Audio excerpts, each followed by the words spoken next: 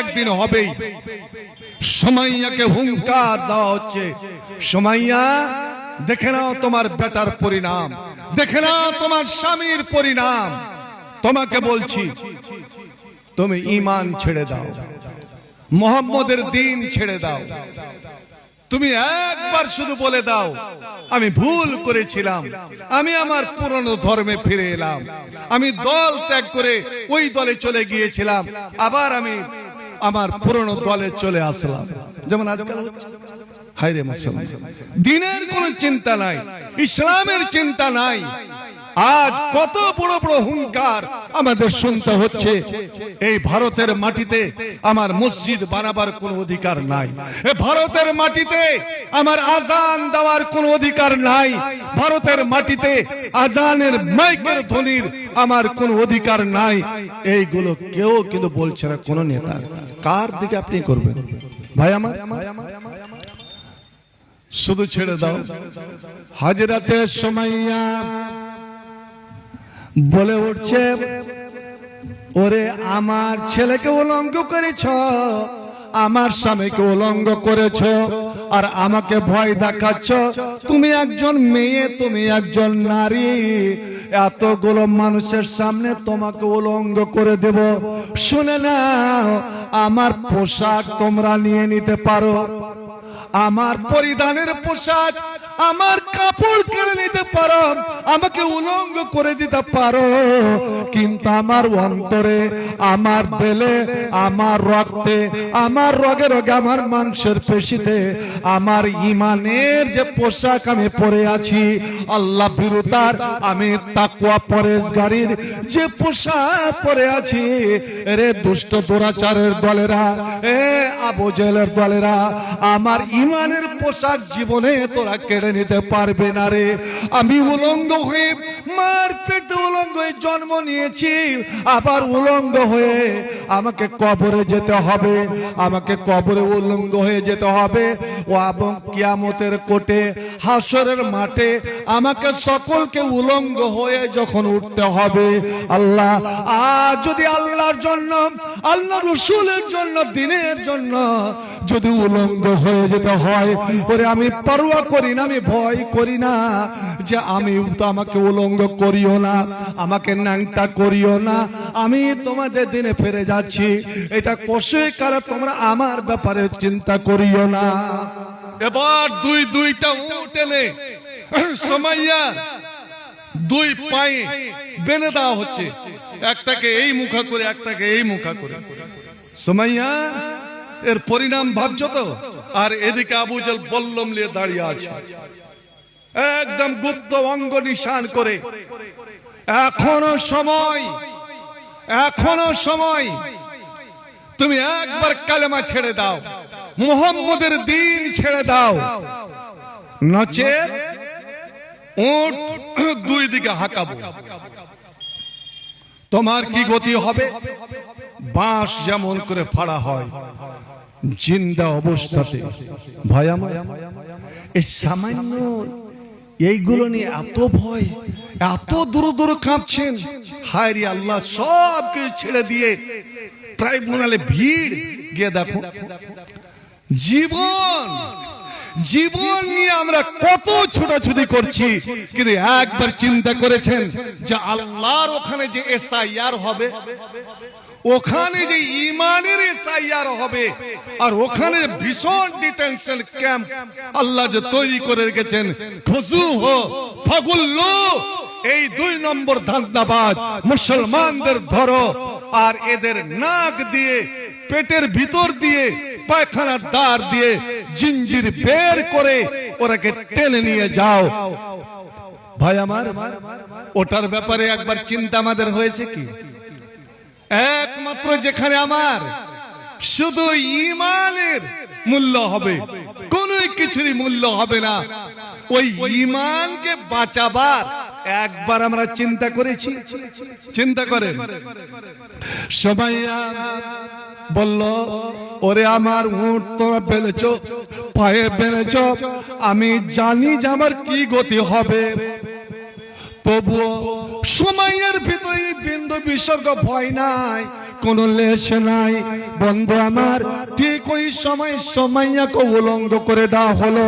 একবার চিন্তা করেন, যুবক ছেলে, নওজোয়ান ছেলের সামনে মা উলঙ্গ, মায়ের সামনে বেটা উলঙ্গ, ওরে বেটার সামনে বাপ উলঙ্গ, আর হাজার হাজার মানুষ, হাজার হাজার দুষ্ট দুরাচারেরা এই দৃশ্য দেখছে। বন্ধুরে আমার, ইসলামের জন্য কত না যন্ত্র সহ্য করতে হয়। আপনারা প্রস্তুত থাকুন, তৈরি থাকুন। ঠিক ওই সময় দুপুরের টাইম আল্লাহর নবী ওই রাস্তা দিয়ে চলে আসছেন, রাস্তা দিয়ে চলে আসছেন। নবী কিন্তু দূর থেকে দৃশ্যটা দেখেছে। দূর থেকে দৃশ্যটা দেখেই নবী মুখে কাপড় দিয়ে দিলেন, দৃশ্য যেন দেখা যায় না, চোখটা ঢেকে নিলেন। হযরতে সুমাইয়ার চোখ আড়ালো না, আমার নবীকে দেখে ফেললেন। হযরতে সুমাইয়া আওয়াজ দিচ্ছেন, ইয়া রাসূলুল্লাহ, ওগো আল্লাহর নবী, ওগো আল্লাহর হাবিব, একবার আমাদের দিকে তাকান, একবার আমাদের করুণ অবস্থাটা লক্ষ্য করুন। নবী গো, একমাত্র আপনার প্রেমের পাগল হওয়ার জন্য আমাদের তিনজনের এই দুরবস্থা। ইয়া রাসূলুল্লাহ, একবার আমার দিকে আসুন, একটু এগিয়ে আসুন। আপনার নূরানি চেহারা, আপনার নূরানি চেহারা মোবারক আমাকে জি ভরে দেখতে দেন, এবং দয়া করে আপনি শেষবারের মতো আল্লাহর কাছে বদদুয়া করে দেন, অভিশাপ দিয়ে দেন। আল্লাহ, আর আমরা সহ্য করতে পারছি না। নবী গো, এই সরকারের যন্ত্রণা সহ্য করতে পারছি না, আপনি একটু বদদুয়া করেন। উদুল্লাহ, আল্লাহর কাছে বদদুয়া করেন, আল্লাহ যেন এদেরকে ধ্বংস করে দেয়, আর আমরা যে রোগ ব্যাধি পেয়ে যাই, নাজাত পেয়ে যাই। বন্ধু আমার, এবার নবী নিজের চেহারাটা উদাম করলেন, নূরানি চেহারা খুললেন। সুমাইয়াকে, সুমাইয়ের পরিবার হযরতে ইয়াসের বেটা আম্মারকে ইশারা করে নবী বলছেন, ইসবের আলা ইয়াসের। ওরে মুসলিম সমাজ, এরে মুমিন মুসলমানেরা, তোমরা ধৈর্য ধরো, সবুর করো, এটা তোমাদের ঈমানের চূড়ান্ত পরীক্ষা। ঈমানের চূড়ান্ত পরীক্ষা। আল্লাহ তোমাদের সামনে এই পরীক্ষা নামিয়েছে। তোমরা পরীক্ষার একদম শেষ সীমায়, চরম সীমায় পৌঁছে গিয়েছো। আর বেশিক্ষণ তোমাদের পরীক্ষা দিতে হবে না। এই সময়টুকু শুধু ধৈর্য ধারণ করো, সবুর করো। আর আমাকে যে বলছো বদদুয়া, আমি কাউকে অভিশাপ দেওয়ার জন্য আমি দুনিয়ায় আসিনি, তবে আমি তোমাদের বলছি, একবার খালি সবুর করে নাও। এদের যত রকমের জ্বালা যন্ত্রণা, যত রকমের কষ্ট, সব তোমরা মেনে নাও। আর আমাকে শেষবারের মতো যতটুকু দেখার, আমাকে মন ভরে দেখে নাও। আমি মুহাম্মদ রাসূলুল্লাহ সাল্লাল্লাহু আলাইহি সাল্লাম বলছি, সুমাইয়া, এই দুনিয়ায় আর তোমার সঙ্গে আমার দেখা হবে না। অল্পক্ষণ, আর কিছু মুহূর্ত পরেই তোমার চির নিদ্রায় তুমি ঘুমিয়ে যাবে, আর তোমার সঙ্গে আমার দেখা হবে না। কিন্তু সুমাইয়া, ইসবের আলা ইয়াসের, ওরে ইয়াসেরের পরিবার, ও ইয়াসেরের বংশধর, ওরে তোমরা ধৈর্য ধারণ করো, তোমরা সবুর করো। আমি নবী মুহাম্মদ বলছি, তোমাদের আমি কথা দিলাম, সর্বপ্রথম আমার উম্মতের মধ্যে, ওরে আমার উম্মতের মধ্যে যার সঙ্গে আমার হাসরের মাঠে এবং পুলসিরাতের গেটে সর্বপ্রথম যার সঙ্গে আমার সাক্ষাৎ হবে, যার সঙ্গে আমার মোলাকাত হবে, তুমি শুনে নাও, সেটা আমার বেটি ফাতেমা হবে না, আমার বেটি জায়নাব হবে না, আমার বেটি রোকাইয়া উম্মে কুলসুম হবে না, আমার 11টা স্ত্রী হবে না, ওরে আমার 10 জন সাহাবী হবে না, আমার বেটারা হবে না, আমার জামাইরা হবে না। আল্লাহ আল্লাহ, শোনো শোনো, আমার কিয়ামতের দিন এবং পুলসিরাতের মাঠে পুলসিরাতের গেটে সর্বপ্রথম আমার সঙ্গে যার সাক্ষাৎ হবে, মোলাকাত হবে, আর আমার সাক্ষাৎ পাবে এবং আমার হাতে সর্বপ্রথম হাউজে কাউসারের পানি পাবে। এটা ভালো করে জেনে রাখুন, আমার উম্মতের মধ্যে সর্বপ্রথম কে হাউজে কাউসারের পানি পাবে সেটা আমার 4 বেটির মধ্যে একটাও নয়, আমার চাচারাও নয়, আমার 3-3টা বেটা আমার বেটারাও নয়, আমার জামাইরাও নয়, আমার কোনো সাহাবী নয়। আমার হাতে সর্বপ্রথম হাউজে কাউসারের পানি পাবে ওরে সুমাইয়া তুমি এবং তোমার পরিবার, তোমার স্বামী আছে এবং তোমার বেটা আম্মার। আল্লাহু আকবার। সবুর করো, ধৈর্য ধরো, তোমার সঙ্গে কিয়াম হাসরের মাঠে আমার সর্বপ্রথম মোলাকাত। আর আমি নিজে হাউজে কাউসারের পানি উঠিয়ে ওরে সুমাইয়া আমি তোমার হাতে তুলে দিলাম। আর যেমনই এই কথা বলা, আল্লাহু আকবার, হযরতে সুমাইয়ার খেয়াল চলে এলো হাউজে কাউসার তো জান্নাতে, এবং জান্নাতের উপরে একবার উপরের দিকে তাকাইতো। জানি না আল্লাহ যদি এই হতভাগিনীকে, নবীর প্রেমিকাকে, নবীর মাহবুবাকে যদি আল্লাহ জান্নাতটা দেখায়, ভাইরে আমার, বন্ধুরে আমার, ঈমানের কত বড় মূল্য, নবীর মহব্বতের কত বড় মূল্য। হযরতে সুমাইয়া চুট্টুরে মাথা উঠিয়েছেন, জানি না বিড়বিড় করে ঠোঁট লড়ে উঠলো, আল্লাহকে কি বললো, রাব্বুল আলামিন তুমি ফেরাউনের বিবিকে চোখে জান্নাত দেখিয়েছো, আল্লাহ তুমি মারিয়ামকে জান্নাত দেখিয়েছো। রাব্বুল আলামিন গো, তুমি যদি ফেরাউনের বিবিকে জান্নাত দেখাতে পারো, তুমি যদি মারিয়ামকে জান্নাত দেখাতে পারো, তো আমি হাবিবে খোদা, আল্লাহ তোমার হাবিব, ইমামুল আম্বিয়া, নবীদের নবী, রাসূলদের রাসূল, আমি তার প্রেমিকা, আল্লাহ তার জন্য এবং তোমার জন্য আমি জীবনে শেষ সন্ধি করে দাঁড়িয়ে একবার কি আমার প্রাণ পাখি উড়ার আগে আমাকে জান্নাত খানা তুমি কি দেখাবে না? আল্লাহু আকবার। জানি না সুমাইয়া কোন অন্তরে আল্লাহর কাছে দোয়া করলো, আল্লাহ রাব্বুল আলামিনের সঙ্গে সঙ্গে জিবরিলকে বললেন, এরে জিবরিল, জান্নাতের সম্পূর্ণ নকশাটা, ওরে জান্নাতের সব কিছু নিয়ামত আমার সময়ের সামনে, চোখের সামনে তোরা তুলে ধর। আল্লাহু আকবার।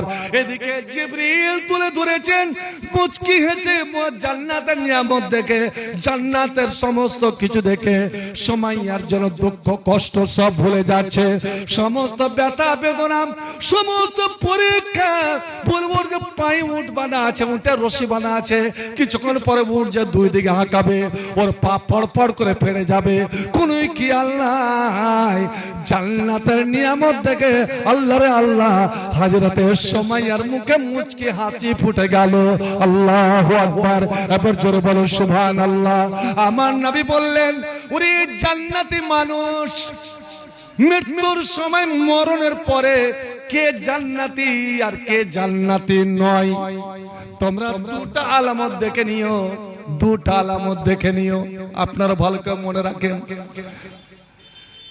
কে ঈমানের উপরে মারা গেল, মুমিন হয়ে মারা গেল, জান্নাতি হয়ে মারা গেল, ওই মৃত্যু মানুষের মধ্যে দুটো লক্ষণ পাবেন, দুটো আলামত পাবেন।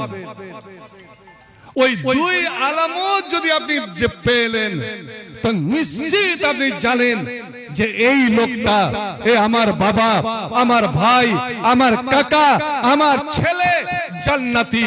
আল্লাহর কাছে দোয়া করি, আল্লাহ ওই দুই সিফাত, ওই দুই গুণ আল্লাহ আমার প্রত্যেক মুসলমান মুসলমানের মধ্যে আল্লাহ দিও। মৃত্যুর পর, মৃত্যুর সময়ে এই দুইটা লক্ষণ, এই দুইটা আলামত যেন আমাদের ফুটে ওঠে। একবার সকলে বলুন আল্লাহুম্মা আমিন। বলতে পারবেন কোন দুই আলামত? ঈমানের পরিচয়, মুমিনের পরিচয়, জান্নাতি মানুষের পরিচয় পরে বলছি। হযরতের সুমাইয়া এদিকে হেসেছে আর ওইদিকে উট দুই দিকে হাঁটা। একটা আওয়াজ হলো, শব্দ হলো, ওই বাঁশ যে ফাটায়, বাঁশ যে ফটফট করে শব্দ হয়। আবার দেখেছেন গিরাতে যখন দাওটা আটকে যায় তখন আবার হাতুড়ি এভাবে মারে। ঠিক সুমাইয়ার পা ফটফট করে উঠেছে। আর ওই সময় দুষ্ট দুরাচার মালাউন ফেরাউন হাজিল উম্মা, এই উম্মতের ফেরাউন সজরে বলল, মারলো মা সুমাইয়ার গুপ্ত ভঙ্গে।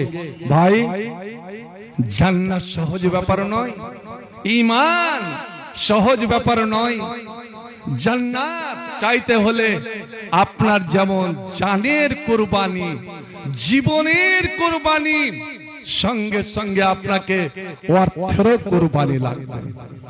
আজ আমরা আমার জীবন কি করে বাঁচবে, আমি কি করে এখানে টিকবো, কি করে আমি বাংলাদেশ যেন আমাকে পুশব্যাক না হতে হয়, আমাকে ডিটেনশন ক্যাম্পে যেন না যেতে হয়, এরই ফিকির আমার ঈমান থাক বা যাক, আমাকে চির জাহান্নামে যেতে হোক, ওদিকে আমার কোনো ফিকির নাই। এটাই হলো নিয়ম। ঈমানের চেয়ে, জীবনের চেয়ে ঈমানের দাম জানো অনেক বেশি। তবে কেন ঈমান রেখে জীবন পে খুশি? তোর ঈমানের মাঝে আছে, তোর ঈমানের মাঝে আছে মুনাফিকের জয়।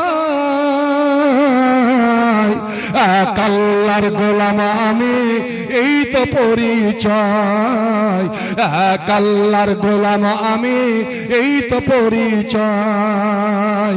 গোলাম ভেবে আমরা যে আল্লাহর গোলাম, আমরা যে আল্লাহর দাস, গোলাম ভেবে মাথা ঝুঁকাও নামাজের মাঝে। সে আল্লাহর সঙ্গে বেঈমানি করো সকালে এবং সাঁঝে। আল্লাহু আকবার। ভাইরে আমার, আজ আপনার কাছে চিঠি আসছে, খামে ভরা চিঠি। আমার কাছে এমন এমন মেসেজ আসছে, আল্লাহ রে আল্লাহ, জানি না এই নম্বর কেমন করে পাই, আমি প্রকাশ করতে চাই না। আপনি শুধু একটু বয়ান দেন, একটু শুধু বয়ান দেন। আপনি যেটা অফার করেন, যত টাকা চাইবেন সঙ্গে সঙ্গে আপনার এতে ঢুকে যাবে। শুধু একটা আপনি সোশ্যাল মিডিয়াতে বয়ান দেন, বিভিন্ন দেখতে অফার আসছে। কিন্তু আল্লাহ, কিন্তু আমার মনে হলো বন্ধুরে আমার সোশ্যাল মিডিয়াতে একটা ভাষণ ভেসে আসছে, আলেমেরকে সাবধান করা হচ্ছে। ও ইমামের দলেরা, রে মুলবির দলেরা, এই জুম্মার নামাজে তোমাদের যে মিম্বারে খুতবা দেওয়া হয়, ওই খুতবাতে যেন উস্কানিমূলক ভাষণ না দেওয়া হয়, উস্কানিমূলক যেন ভাষণ না দেওয়া হয়। আল্লাহর আল্লাহ, রাজনীতির নেতা একজন বলছে, আলেম পশ্চিম বাংলার ইমামদেরকে সাবধান করা হচ্ছে, ওরা জুমার খুতবাতে যেন উস্কানিমূলক ভাষণ না দেয়। অর্থাৎ জানিয়ে দেওয়া হলো, গোটা ভারতবর্ষে জানিয়ে দেওয়া হলো এবং সমস্ত রাজনৈতিক দলকে জানিয়ে দেওয়া হলো যে মুসলমান আলেমেরা, মৌলবীরা, ইমামেরা এরা উস্কানিমূলক ভাষণ দিয়ে থাকে। নাউজুবিল্লাহ। বন্ধু আমার, কোন আলেম, কোন নায়েবে রাসূল, নবীর প্রতিনিধি ওরে উগ্রতাকে মান্যতা দেয় না, উস্কানিমূলক এরা জীবনে ভাষণ দেয়নি, দিবেও না। ইসলাম সেটাকে সমর্থন করে না। আমার ইসলাম হলো শান্তির ধর্ম, আমার ইসলাম হলো ত্যাগের ধর্ম। ওরে তুমি গাল খাও কিন্তু অপরকে তুমি গাল দিও না, নিজে মার খেয়ে নাও কিন্তু অপরকে তুমি মার দিও না। কেউ তোমাকে বদদুয়া করবে, তুমি বদদুয়া করবো না। আমার নবী জীবনে আদর্শ করে দেখিয়ে দিয়েছেন, নবীকে গাল দিয়েছেন, নবীর গালের প্রতিশোধ আম্মা জান আয়েশা নিয়ে নিলেন। ওরে ইহুদির পেটে ইহুদি, আমার স্বামীকে গাল দিছিস, ওরে তুই মর, তোর বংশ ধ্বংস হয়ে যাক, তোর সারা শরীরে পোকা পড়ুক। সঙ্গে সঙ্গে আমার নবী মুখ চেপে ধরেছেন, আয়েশা এত উগ্র মূর্তি তুমি কেন ধারণ করলে? তুমি শেরনীতি বাঘিনী কখন থেকে হলে? তোমার জবান, তোমার ভাষা ভাষা এত কেন অশ্লীল হয়ে গেল, এত কড়া ভাষা হয়ে গেল কেন? ইয়া কল বাজা। ওরে আয়েশা, যদি তুমি জান্নাত নিতে চাও, এ মুমিন মুসলমানেরা, তুমি যদি জান্নাত নিতে চাও, আল্লাহর প্রিয় ভালোবাসা হতে চাও, তো নিজের ভাষাকে সংশোধন করে নাও, নিজের ভাষাকে মিষ্টি করে নাও, নিজের জবানকে তো মিষ্টি করে নাও। কঠোর ভাবে কথা বলিও না, তুমি নম্রতা অবলম্বন করো, নম্র হও, তুমি কঠোর হবে না। আসসালামু আলাইকুম।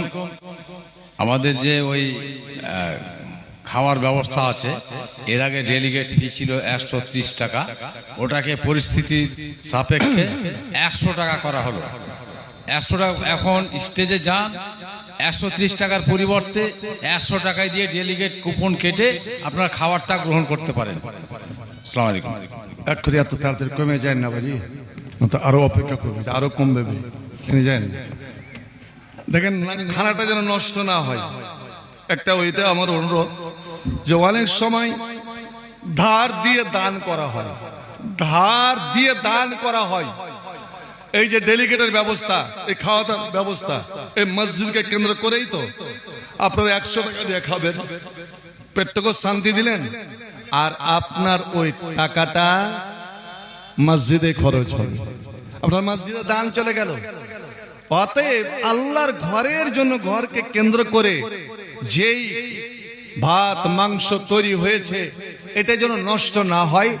আমার এইটুকু অনুরোধ রইল, 100 টাকা হোক বা 120 টাকা হোক বা 30 টাকা হোক, এটা কোনো বেশি নয়, খেয়ে যাবেন, খেয়েও আপনার দান করা হবে। হ্যাঁ, বলছিলাম বন্ধু আমার, হযরতে আয়েশা ওই সময় বলেছিলেন, ইয়া রাসূলুল্লাহ, আলাম তাসমা মা কালা লাকাল ইহুদি, এই ইহুদির বাচ্চা আপনাকে কি বলে গেল, আপনি কি শুনেন নাই? এত বড় গাল দিয়ে গেল, আপনি আমাকে, ওকে কিছু না বলে আমাকে নিষেধ করছেন। আল্লাহর নবী বললেন, আলাম তাসমাই মা কুলতু লাহু, আরে আয়েশা, তুমি কি শুনোনি আমি প্রতি উত্তরে কি বলেছিলাম? ও বলেছে আসসালামু আলাইক, তুই মর, আমিও বলেছি ও আলাইক, তোর নিয়ত তোর কাছে, তুই যদি ভালো এতে দিয়ে থাকিস তো ভালোই। এখান থেকে একটা দলিল জেনে রাখুন, কোন অমুসলিম নেতা মাথা এসে যদি আপনাকে সালাম দেয়, আসসালামু আলাইকুম বা আসসালামু আলাইকুম যেমন করি হোক, আপনি আগে বেড়ে কিন্তু ওয়ালাইকুম সালাম বলে মুসাফা করবেন না। এটাই তো মুসলমানের ভুল। একটু যদি ইনশাআল্লাহ, আলহামদুলিল্লাহ, সুবহানাল্লাহ, লা ইলাহা ইল্লাল্লাহ, মুহাম্মদ রাসূলুল্লাহ যদি পড়ে দেয় অমুসলিমরা, তো এরা পট করে এত ভুলে যায় যে দেখো অমুসলিম হয়ে আমাদের কলেমা পড়ছে। আরে যদি এতই কলেমা ভালোবাসা হলো, ইসলাম ভালোবাসা হলো, ওকে চলেন তো, বলেন তো যে গোসল করে তোমার সবকিছু আবর্জনা পরিষ্কার করে চলো মসজিদে, তুমি কালেমা লা ইলাহা ইল্লাল্লাহ পড়ে মুসলমান হয়ে যাও, দেখি কতটা দিনকে ভালোবাসে। নবী আমার বলেছিলেন, ওরে আয়েশা শুনে নাও, আমি বদদুয়া দেবার জন্য আসিনি, গোটা দুনিয়ার দুশ্মনেরা, ইসলাম দুশ্মনেরা একজোট হয়ে যদি আমাকে বদদুয়া দেয়, আমাকে অভিশাপ দেয়, আমার কোনো ক্ষতি হবে না। পক্ষান্তরে আমি যদি একবার বদদুয়া দিয়ে দিই, ওরা ধ্বংস হয়ে যাবে, কিন্তু আমি বদদুয়া দেওয়ার জন্য দুনিয়াতে আসি না। ভাই আমার, ত্যাগ। আজ যে এই বিপদ, বর্তমান যে বিপদের আমরা সম্মুখীন, শুনুন, বুখারী শরীফের একটা হাদিস, আল্লাহ নবী বলছেন যে অনেক সময় বিপদ আল্লাহ ওখান থেকে নির্ধারণ করেন, আসমান থেকে কোন একটা বিপদ, কোন এক মুসিবত। ঠিক যেমন আজ বর্তমান আমেরিকা আর ইরানের সাজানো যুদ্ধ, এই মুসলমান ইরানকে নিয়ে কত যে বাড়াবাড়ি, ইসরায়েল শেষ হয়ে গেছে না, ইরান বলে সব শেষ করে, ইসরায়েলের কিছুই ক্ষতি হয়নি। জেনে রাখুন, ইসরায়েলের কিছুই ক্ষতি হয়নি, এগুলো সাজানো। তো যাকে আমি বলছিলাম, মিসাইল ছড়লো, আর এদিক থেকে ও মিসাইল, আর শূন্যতে গিয়ে, মহাশূন্য আকাশে গিয়ে ওরা ওখানে বিস্ফোরণ করিয়ে দিল, কোনো ক্ষয়ক্ষতি হলো না। নবী আমার বলেন, এ মুমিন মুসলমান, ওরে তোমাদের মাঠ ভরা ফসল, এখন তোমাদের আছে তোমাদের ভুট্টা ফসল, তোমাদের জয়া ধান, কত রকমের আল্লাহ রাব্বুল আলামিন ফয়সালা করে দিয়েছেন। আমি আকাশ থেকে শিলা বৃষ্টি দিব, আমি এত বড় বড় শিলা বৃষ্টি যে ওদের ভুট্টা ফসলকে গুঁড়িয়ে দেব, ধানকে গুঁড়িয়ে দিব, অনেক জায়গায় ক্ষয়ক্ষতি হয়ে গেল। ঠিক যেই সময় ওই শিলা বৃষ্টি, ওই মুসিবত আরম্ভ হবে, ওই সময় আল্লাহর কোন বান্দা দুটা অস্ত্র ব্যবহার করলো, দুটা হাতিয়ার ব্যবহার করলো। একটা হচ্ছে দান আর একটা হচ্ছে দোয়া। এক হচ্ছে দোয়া, এক হচ্ছে দান। আপনি একটা দান বের করে, সাদকা বের করে দিয়ে আল্লাহর কাছে দোয়া করলেন বর্তমান পরিস্থিতি দেখে। বন্ধুরে আমার, নবী বলছেন ওই দান আর ওই দোয়াটা ও আকাশের দিকে ছুটে যায়, আর ঠিক ওই মুহূর্তে ওই মুসিবতটা আকাশ থেকে নেমে আসে। ওরে রাস্তার ফাঁকা জায়গাতে গিয়ে ওকে চেপে ধরে। ফাইওয়াল জহা হাদিসের শব্দ। ওই বিপদটা নিজের শক্তি খাটিয়ে ওই সাদকা, ওই দুয়াকে চাপন দিয়ে জমিনে আসতে চাই যে আমি যাব, আমি মুসলমান এই ক্ষতি করব। ওরে এখন তার এসআইআর বিপদে আছে, এই নাম যে ডিলিট হয়ে গেছে বিপদে আছে, এই বিপদটাকে আরো বাড়িয়ে দেব, আতঙ্ক বাড়িয়ে দেব। মুসলমান নবী আমার বলেন, ওরে তোমার দান এবং তোমার দোয়া এত শক্তিশালী রে, যে আল্লাহ যে তকদিরে কতগুলো জিনিস লিখে দেয়, এটা মানুষের কথা যে তকদিরে লেখা নাকি বদল হয় না, তকদিরের লেখা পরিবর্তন হয় না।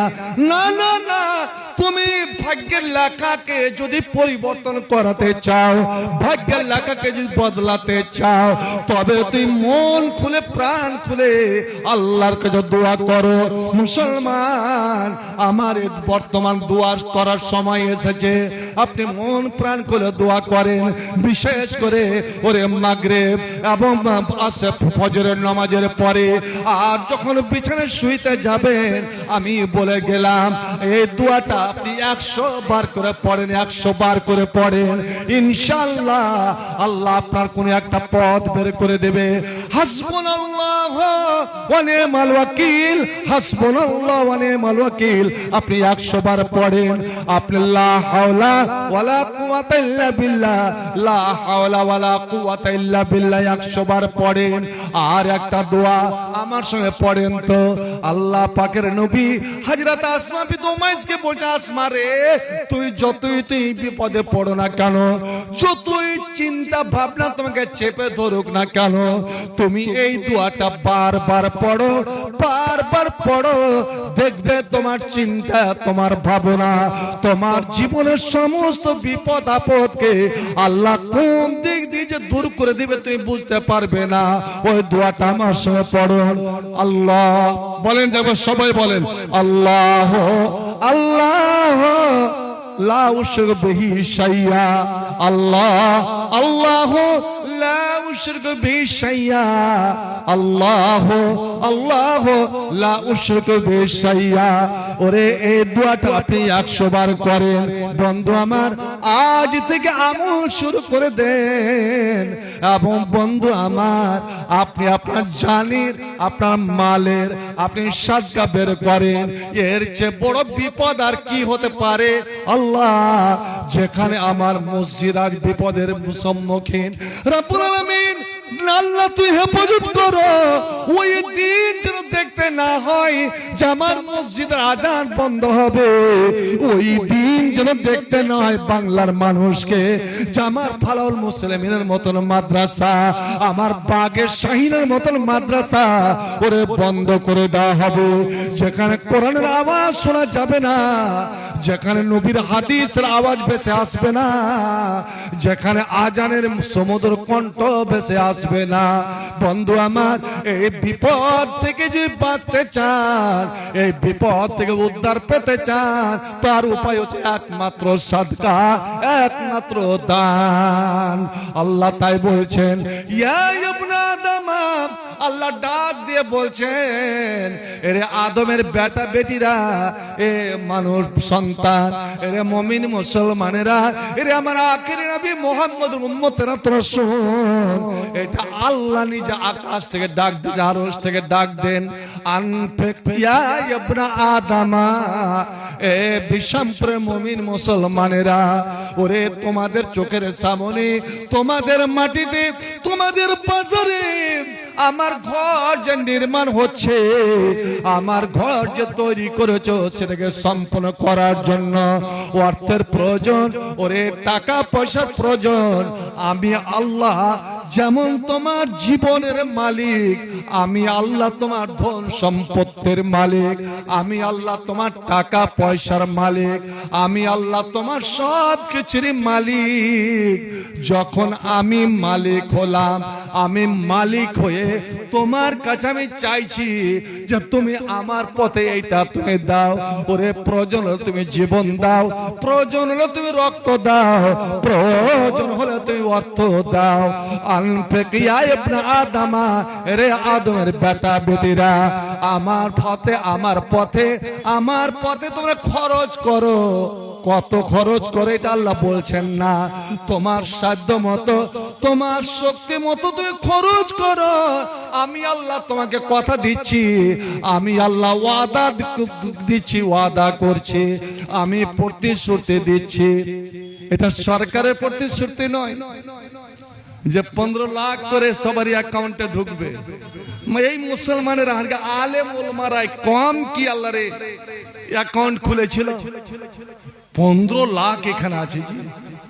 সরকার যদি কোনো একটা ওয়াদা করছে, ওইদিকে একটা লাইন লাগিয়ে দাঁড়িয়ে গেলাম। কোম্পানি যদি কোনো একটা ওয়াদা দিচ্ছে, এই মোবাইল কোম্পানিগুলো সব লাইন লাগিয়ে দিলাম। আর আল্লাহর ওয়াদা, আল্লাহর প্রতিশ্রুতি, ওমান আসদাকু মিনাল্লাহি কিলা, আর আল্লাহর থেকে সত্যবাদী আর কে হবে? যে তোরা আমার পথে দে। তুই ধনী হতে চাস, তোর অবস্থার সচ্ছলতা তুই চাস, যেন আরো তুই সচ্ছল ভাবে জীবন যাপন করতে পারিস, তোর জীবনের অভাব অনটন যেন দূর হয়ে যায়। শোন, অভাব অনটন দূর করার যে কয়েকটা পথ আছে, তার মধ্যে একটা পথ আপনি যদি আজ থেকেই এটা পরিকল্পনা করে নেন যে আমি ডেইলি এটা আমি সদকা করব, ধরেন 5 টাকা করে, 5 টাকা করেই আমি দান করব। আপনি এর উপরে আমল করেন তো 1 বছর আপনি অটল থাকেন, এইভাবে আমল করে যান। দেখুন আল্লাহর প্রতি বিশ্বাস করে আল্লাহ আপনার অবস্থার পরিবর্তন করে কি করে না? কারণ আল্লাহ নিজে বলছেন হাদিসে কুদসি, আনফিক, তোরা খরচ কর। আয় এ মসজিদের দোতলা তো করেছি, এখন তোরকে পলাস্টার হয়েছে, জানলা কপাট হয়েছে, টাইলস বসেছে, তো সুন্দরভাবে চাকচিকন নিচেটা করেছি, ওপরটা করতে পেরেছি না? নিচেটা পুরুষ লোকেরা পড়বে তার জন্য চাকচিকন, আর ওপরটা ওরকম মেয়ে ছেলে পড়বে তার জন্য ওটাকে পরিষ্কার করবি না? এটা পূর্ণটা হলো আমার ঘর, আর আমি আল্লাহ সুন্দর, ইন্নাল্লাহ জামিল, আমি সুন্দর এবং সৌন্দর্যটাকে আমি পছন্দ করি। ওরে তুই আমার ঘরকে যেইভাবে পরিষ্কার পরিচ্ছন্ন করবি, আমি আল্লাহ তোর জন্য ঠিক জান্নাতে ওই রূপেই আমি ঘর, আমি আল্লাহ তোর জন্য বানাবো। শুনুন, নবী যখন মেরাজে গেলেন, এক জায়গায় নবীকে বসালেন, আল্লাহ বলেন জিবরিলকে, জিবরিল আমার নবীর উম্মতের, এই যে আপনারা বসে আছেন, এরকে জীবনে যত আমল আছে, নামাজ, রোজা, হজ, যাকাত, দান, খায়রাত, দোয়া, বড় বড় নেকি, তো কোনটা আমলের কি নেকি তার একটা রূপ দিয়ে, ঠিক যেমন টিভিতে অ্যাড আছে, মোবাইলে অ্যাড দেখায়, ওইভাবে একে একে দেখাও, একে একে দেখাও। নবী আমার বলছেন, ওরে জাতালাইয়া ওজুর উম্মতি, আমার সামনে, আমার চোখের সামনে আমার উম্মতের নেকি, আমলের নেকিগুলো তুলে ধরা হলো। এটা নমাজের নেকি চলে গেল, রোজার নেকি চলে গেল, হজের নেকি চলে গেল। দুটা তিনটা করে নেকি দেখানো হচ্ছে। এটা রোজার নেকি, এটা হজের নেকি, এটা নমাজের নেকি, আর একটা ছোট্ট নেকি আবার ওখানে ইয়ার চলে এলো। ব্যাপার কি, দু তিনটা নেকি দেখানোর পরে আবার বারবার ফিরে ওই নেকিটা আসছে, বারবার ফিরে নেকিটা আসছে। আমি জিবরিলকে বললাম, জিবরিল এই নেকিটা কাজটা তো খুব ছোট্ট মনে হচ্ছে, কিন্তু বুঝতে পারছি না কাজটা কি, কিন্তু এর নেকিটা এত বিরাট আকারে কেন দেখা হচ্ছে, আর বারবার বারবার ঘুরে ফিরে ওই নেকিটা আমার চোখের সামনে কেন আসছে বলো? এটা কিসের নেকি? ওটা নমাজের নেকি, এটা রোজার নেকি, হজের নেকি, দান খায়রাতের নেকি, উমুকের নেকি, কিন্তু এই নেকিটা কাজটা দিয়েছে খুব ছোট, কিন্তু কি যে কাজ বুঝতে পারছি না, কিন্তু নেকি একদম অসীম নেকি, বিরাট নেকি, আর বার বার বার বার আমার চোখের সামনে আসছে। নবী আমার বললেন, হযরতে জিবরিল বলছেন, ও গো আল্লাহর নবী, এটা নেকিতে কোনো বড় কাজের বিনিময় নয়, এমন কোন কাজের বিনিময় নয় যাতে আপনার উম্মতকে খুব কষ্ট পেতে হবে, আপনার উম্মতকে খরচ করতে হবে। এই নেকিটার সম্পর্ক হলো মসজিদের সঙ্গে, আল্লাহর ঘরের সঙ্গে। কি আল্লাহর বান্দারা, হাট খোলার মুমিন মুসলমানেরা মসজিদ বানিয়েছিল, মসজিদ বানিয়ে ওই মসজিদে ঝাড়ুদার রাখতে তারা পারেনি। একজন মসজিদে দেখাশোনা করবে, মসজিদ পরিষ্কার করবে, তার জন্য তারা কোনো মোতাওয়াল্লি রাখতে পারেনি। একটা কথা শুনলেন, বড় দুঃখ লাগে, আজকাল আমরা মসজিদে মুলবি রাখি, ওই মুলবিকে আমরা শাসাই, ওই মুলবির কাছে আমরা পরিষ্কার পরিচ্ছন্ন ঝাড়ু দাইয়ে নেব, এটা করনি ওটা করনি, তোমাকে এই বেতন দিচ্ছি। ভাই আমার খবরদার, অনুরোধ করে যাচ্ছি, মসজিদে যে মক্তবে যে শিক্ষক রাখবেন, মুলবি রাখবেন, ইমাম রাখবেন, তাকে আপনারা শাসানে দিবেন না, তার দ্বারা এই কাজগুলো নিবেন না, আপনি তার জন্য আলাদা লোক রাখুন। আর যদি আপনি নিজের জীবনের গুনাহ মাফ করাতে চান, আল্লাহর প্রিয় ভালোবাসা হতে চান, তো জীবনে না হলেও একদিন আপনি মসজিদ গিয়ে ঝাড় দেন। নবী আমার বলেন, ও জিবরিল তুমি বলে দাও এই কাজটা কি, আর এর বিনিময় নেকি যে এত বড়, এই এত বড় নেকির কারণটা কি? হযরতে জিবরিল বললেন, ওগো আল্লাহর হাবিব, মাস্টার মাইনুল হক মসজিদে নামাজ পড়তে ঢুকেছিল, আর ঢুকে দেখছে মসজিদের ভিতরে একটা কুটা পড়ে আছে, একটা আবর্জনা পড়ে আছে, যে কোনো জিনিস পড়ে আছে। আর আল্লাহর ঘর আবর্জনা যুক্ত হতে পারে না, আল্লাহর ঘরে ময়লা মাটি থাকতে পারে না, খড় কুটা থাকতে পারে না। ও দেখলো ওখানে ঝাঁটা নাই, ঝাড়ু নাই, কিছুই নাই। ওরে নিজের হাতে, নিজ হাততাল কাজা ওই খড়কুটাটা, ওই আবর্জনাটা কোনো ঘৃণা মনে করলো না। এটা আল্লাহর ঘর, আল্লাহর ঘর, এটা আল্লাহর অফিস, ওরে আল্লাহর সাক্ষাতের জায়গা, আল্লাহকে পাওয়ার জায়গা, যেখানে বান্দা এবং আল্লাহর মোলাকাত, আল্লাহর কথা হয়। এখানে আমি এই আবর্জনা রাখবো না। ও করলো কি, নিজের হাতে ওই কুটাগুলো, খড় কুটাগুলো, ওই আবর্জনাগুলো ধরে ধরে ধরে ধরে ও বাইরে গিয়ে নিক্ষেপ করে এলো, বা এইভাবে হাত মারতে মারতে বাইরে ফেলে এলো। ইয়া রাসূলুল্লাহ, আল্লাহর বান্দা আল্লাহর ঘর থেকে নিজের হাতে যে আবর্জনা পরিষ্কার করলো, আল্লাহ রাব্বুল আলামিন ওকে এতই ভালোবেসে নিল। ওরে আমার ঘর কেউ আপন মনে করলো, আমার ঘরকে এত পরিষ্কার করলো, আমার ঘরকে এতটা যখন ভালোবেসেছে, আমি আল্লাহ এই সামনে একটা কুটা সরিয়ে দেওয়ার কারণে, একটা আবর্জনা সরিয়ে দেওয়ার কারণে আমি ওকে অত বড় নেকি দিব, যেই নেকিটা বড় বড় আমলের বিনিময়ে আমি কাউকে দিব না। কারণ এবার চিন্তা করেন, একটা আবর্জনা সরিয়ে দেওয়া, যদি এত বড় নেকি হয়, ওই মসজিদের আমি একটা পাঙ্খার ব্যবস্থা নিলাম, ওই মসজিদে আমি চাটের ব্যবস্থা নিলাম, ওই মসজিদে আমি কপাটের ব্যবস্থা নিলাম, ওই মসজিদে আমি জানলার ব্যবস্থা নিলাম। ওই মসজিদ যেমন কি আল্লাহ নবীর মসজিদ, মদিনা মসজিদ অনেকে দেখেছেন, আজ লাখো লাখো মানুষ নামাজ পড়ে কিন্তু 40টা মানুষ আটক না। ওরে সামান্য একটু জায়গা বেঁচে আছে।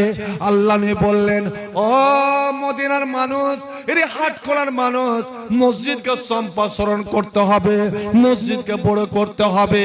তার জন্য এই জায়গাটার প্রয়োজন, এই জমিটার প্রয়োজন। কিন্তু জমি তো এমনি এমনি পাওয়া যাবে না, এর জন্য টাকার প্রয়োজন। আর 1 টাকা 2 টাকা নয়, 100 200 নয়, ওরে 55,000 রূপ মুদ্রা, 55,000 রূপার চাঁদির টাকা লাগবে। আমি জমিওয়ালার সঙ্গে কথা বলেছি, তোমরা চাঁদা দাও, তোমরা চাঁদা দাও, তোমরা সবাই যে যা পারবে তোমরা চাঁদা দাও। অভাবের সময়, দুর্ভিক্ষের সময় আল্লাহ নবী মেম্বারে দাঁড়িয়ে 3বার বলছেন, তোমরা যে যা পারবে তোমরা চাঁদা দাও। ওরে 55,000 টাকা হলে এই জায়গাটা নিয়ে নেওয়া হবে এবং এই জায়গাটা মসজিদে মিশিয়ে দেওয়া হবে। আমি নবী রাসূলুল্লাহ যারা যারা অংশ নেবে, যারা যারা চাঁদা দেবে,